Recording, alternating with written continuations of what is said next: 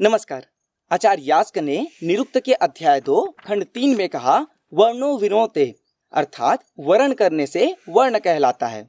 वर्ण 4 होते हैं, ब्राह्मण, क्षत्रिय, शूद्र और वैश्य। यह आवश्यक नहीं कि यदि आप शूद्र के घर जन्म लिए हैं तो आप भी शूद्र होंगे। संभव है ब्राह्मण के घर जन्म लेने वाले को क्षत्रियत्व पसंद हो तो वह अपने गुण, कर्म और योग्यता में क्षत्रियपन को लाकर क्षत्रिय बन सकता है, या उसके गुरु द्वारा उसे क्षत्रिय घोषित किया जा सकता है। अर्थात यह जन्म से नहीं अपितु कर्म से निर्धारित होते हैं। किसी भी देश को सुचारू रूप से चलाने के लिए मनुष्यों के 4 समूहों की आवश्यकता होती है। पहला, जो अर्थ उत्पन्न करे जिससे देश की आर्थिक स्थिति उन्नत हो। दूसरा, जो देश के अंदर व बाहर रहकर देश व समाज की शत्रुओं से रक्षा करे। तीसरा, जो देश में रहकर प्रत्यक्ष रूप से सेवा व सहायता करे। चौथा, जो सभी को ज्ञान बांटे जिससे सभी को अपने अपने कर्तव्य का बोध हो। यही चारों वर्ण हैं। व्यक्ति आज भी इन्हीं को मानता है पर नाम लेने में संकोच करता है। आज भी सैनिक, कर्मचारी, व्यापारी एवं शिक्षक उपस्थित हैं। यदि शिक्षक को आप ब्राह्मण कह दें, व्यापारियों को वैश्य कह दें, सैनिक को क्षत्रिय कह दें तो ज्यादा समस्या नहीं होगी। लेकिन आज यदि आप कर्मचारियों को शूद्र कह दें तो यहाँ बहुत बड़ा बवाल उत्पन्न हो सकता है, क्योंकि हमारे देश में इस शूद्र शब्द को बहुत ही निम्न व तुच्छ करके बताया गया है, पर ऐसा है ही नहीं। शूद्र समाज के वे अंग हैं कि इनकी अनुपस्थिति में समाज की व्यवस्था ही बिगड़ जाएगी। पर जो हम पढ़ते हैं कि शूद्र को अधिकार नहीं था, शूद्र के साथ ये अन्याय होता था, आदि आदि, ये प्रक्षेपित शास्त्र हैं। अर्थात जो हमें परतंत्र करने के लिए आए थे विदेशी, उनके द्वारा प्रक्षेपित, हमारी ही कुछ लोगों की अज्ञानता या फिर कुटिलता के कारण प्रक्षेपित इत्यादि, ये सब शास्त्रों में मिलावट करते रहे। ऋग्वेद मंडल 10 सूक्त 90 मंत्र 12 ब्राह्मणों मुख मासीत बाहुराजन्य कृतः उरु तदस्य यद्वैश्य पदभ्याम शूद्रो अजायत। कुछ लोग इसका गलत अनुवाद करते हैं। कई लोग कहते हैं कि ईश्वर ने अपने मुख से ब्राह्मणों को, छाती से क्षत्रिय को, उदर या पेट से वैश्यों को एवं पैर से शूद्रों को बनाया। यह गलत बात है। ईश्वर का शरीर ही नहीं है तो वे ऐसा कैसे कर सकते हैं?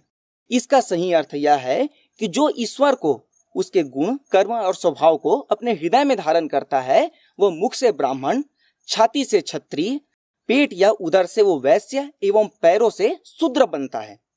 आज की विदेशी शिक्षा प्रणाली में यदि हम देखें तो कोई भी व्यक्ति चाहे कितना भी होशियार हो, उसको होशियार तब तक नहीं माना जाएगा जब तक उसके पास अंक सूची और अंक सूची में अच्छे अंक ना हो। यदि कोई व्यक्ति पैसे देकर, रिश्वत देकर अच्छे अंक ले आता है तो उसे होशियार कहा जाता है। यदि कोई अच्छा व्यक्ति कुछ कारणवश कम अंक ले आता है तो उसे गधा ही समझा जाएगा जब तक वो अच्छे अंक ना ले आए। कोई व्यक्ति यदि पढ़ ही नहीं पाया या किसी कारणवश पढ़ाई छोड़ दिया, उसकी तो बात ही अलग है।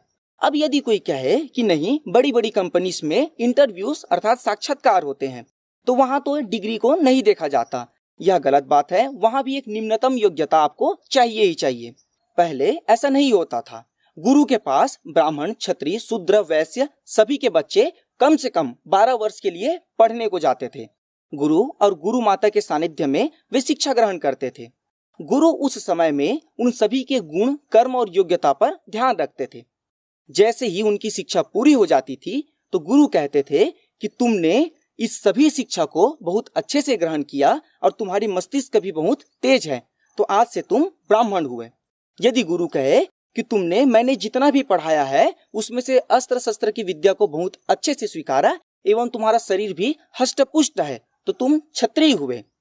किसी और व्यक्ति को यदि उसने अर्थ विषय पर बहुत पारंगत हासिल कर ली हो तो उसे वैश्य घोषित कर दिया जाता था। अब आप स्वयं सोचें, यदि 12 वर्ष तक कोई व्यक्ति पढ़ता है लेकिन ठीक से न उसका शरीर है, न वो अर्थ के बारे में जानता है, न उसकी मस्तिष्क बहुत तेज है, पर वह घर के काम इत्यादि जो छोटे मोटे काम होते हैं या कुछ इससे संबंधित बड़े काम भी होते हैं, उसे करने में सक्षम है, तो गुरु कहते हैं कि तुम अब शूद्र ही रह गए। इसका अर्थ है कि यदि कोई वैश्य का बालक है और अच्छे से पढ़ाई करे तो वो क्षत्रिय, वैश्य या फिर ब्राह्मण हो सकता है। यदि ना करे तो वो शूद्र भी हो सकता है। यही काम अन्य वर्णों में भी संभव है। मनुस्मृति अध्याय 1 श्लोक 51 अध्यापनम मध्ययनम यजनम याजनम तथा दानम प्रतिग्रह च ब्राह्मणानाम कल्पयात। अर्थात जो वेदों का अध्ययन करे और कराए, दान ले एवं दान दे, यज्ञ करे एवं यज्ञ कराए, उसे ही ब्राह्मण समझना। जो इसके विरुद्ध कार्य करे वो ब्राह्मण नहीं हो सकता। अर्थात यदि कोई दान लेता है पर दान ना दे तो उसे ब्राह्मण नहीं कहा जा सकता। श्लोक 52। प्रजनाम रक्षणम दान मिज्याध्ययन में वचा विषयेस्व प्रसक्तिस्य क्षत्रिस्य समाधिसत। अर्थात जो दान दे, वेदों का अध्ययन करे, यज्ञ करे और प्रजा की रक्षा करे एवं जो कभी भी विषयों में ना फंसे, उसे क्षत्रिय समझना चाहिए। श्लोक 53। पशुनाम रक्षणम दान मिज्याध्ययन में वचा वानिक पथम कुसीदम च वैश्यस्य कृषि में वचा।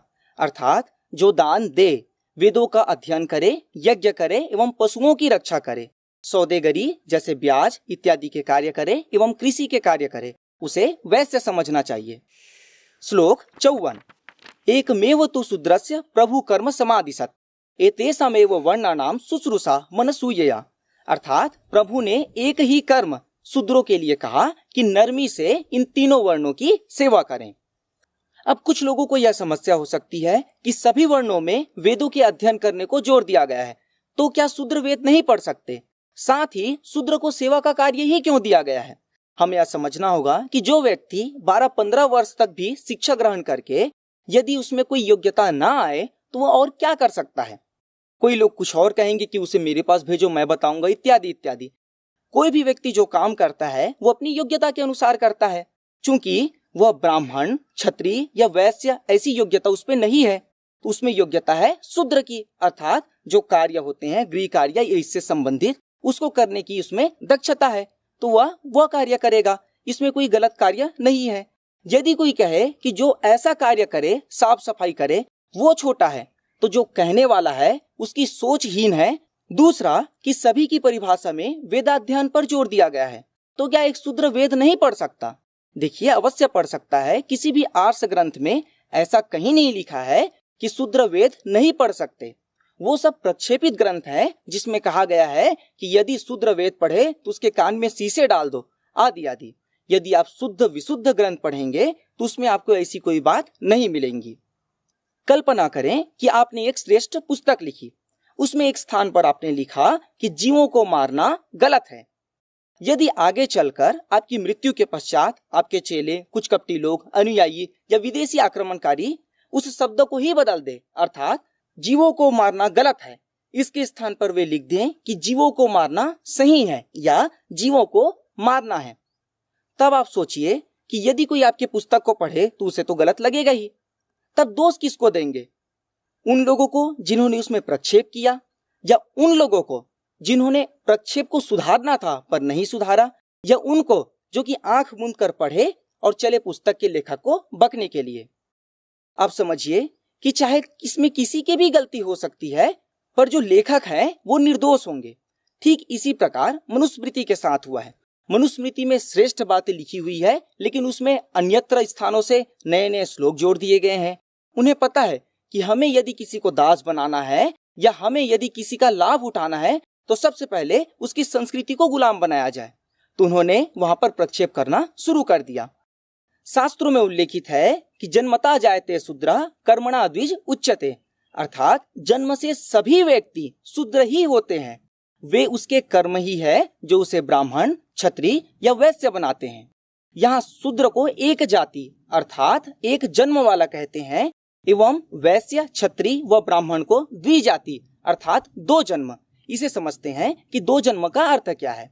उदाहरण के लिए, यदि मैं जन्म लेता हूँ तो मैं शूद्र हूँ, जो कि शास्त्र सम्मत है। धीरे धीरे यदि मैं ब्राह्मण बन जाता हूँ, क्षत्रिय बन जाता हूँ या वैश्य बन जाता हूँ, अर्थात मैंने ज्ञान पाकर एवं उक्त विषय के गुण, कर्म और योग्यता को प्राप्त करके दूसरा जन्म लिया है।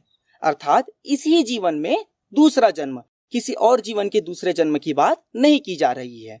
यह अलंकारिक शब्द है। मनुस्मृति अध्याय 10 श्लोक 9।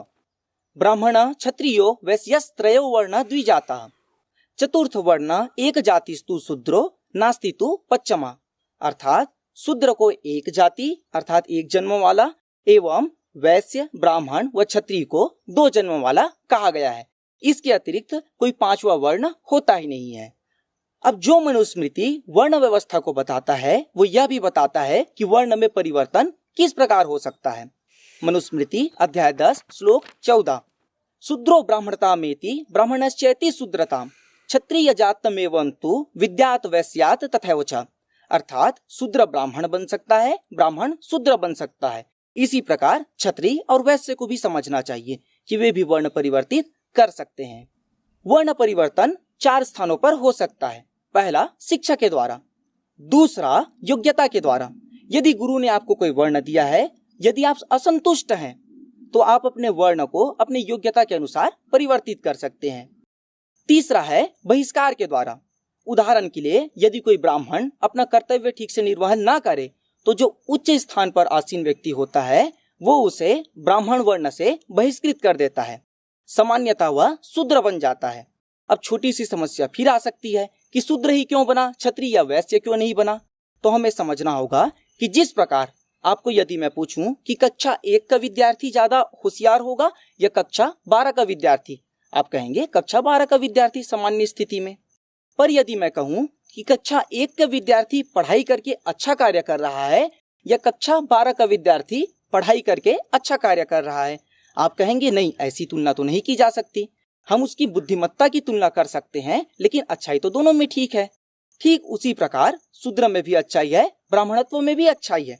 लेकिन हमें समझना होगा कि यदि कोई कक्षा 12वीं का विद्यार्थी अच्छा कार्य नहीं कर पाता तो यदि उसे कक्षा 1 में नीचे गिरा दिया जाता है तो इसका अर्थ यह नहीं है कि कक्षा 1 के लोग गधे हैं। इसका अर्थ यह है कि उस व्यक्ति को जो कि कक्षा 12 का था उसे अपनी विद्या पुनः आरंभ करनी होगी। अतः उस पूर्व ब्राह्मण को शुद्ध वर्ण में आकर पुनः स्वाध्ययन का सुअवसर अवश्य मिलता है। यदि चाहे तो वह उसका लाभ उठा सकता है। चतुर्थ है आवश्यकता पड़ने पर। उदाहरण के लिए यदि देश में आपातकाल हो कि सभी लोगों ने हमारे देश पर आक्रमण कर दिया है, तब सभी वर्णों को अस्त्र और शस्त्र उठाना चाहिए एवं अपनी योग्यता के अनुसार सेवा देनी चाहिए। ये हो गई आवश्यकता की बात। अब यह प्रश्न उठता है कि इन चारों वर्णों में कौन सा वर्ण सबसे श्रेष्ठ है। यदि मैं आपसे प्रश्न पूछूं कि किसी स्पर्धा में यदि 10 व्यक्ति दौड़ रहे हैं, कोई धावक उसमें प्रथम आता है, कोई द्वितीय, कोई तृतीय, इसी प्रकार से, आप बताइए कि उनमें श्रेष्ठ कौन है। संभवतः आप कह सकते हैं सामान्य स्थिति में प्रथम आने वाला व्यक्ति श्रेष्ठ है। पर यदि मैं आपको कहूं कि धावक श्रेष्ठ है या ऊंची कूद करने वाला व्यक्ति श्रेष्ठ है, अब यहाँ पर समस्या होगी कि हम तुलना नहीं कर पाएंगे क्योंकि ये अलग अलग है। इसी प्रकार से ये वर्ण व्यवस्था है, कोई स्तर या वर्ग नहीं है, अपितु एक व्यवस्था है। अतः यह अतुलनीय है। लेकिन यदि कोई समझे तो हम यह मान सकते हैं कि जो व्यक्ति समय पड़ने पर सभी आवश्यक कार्यों को करने में सक्षम हो एवं किसी भी कार्य को करने में न हिचकिचाए, वो श्रेष्ठ हो सकता है। एवं दूसरा वो व्यक्ति श्रेष्ठ हो सकता है जो कि वास्तविक ब्राह्मण हो। समझिए कि यहाँ हम वास्तविक ब्राह्मण की बात कर रहे हैं जो कि गुरु के समान होते हैं। नमस्कार।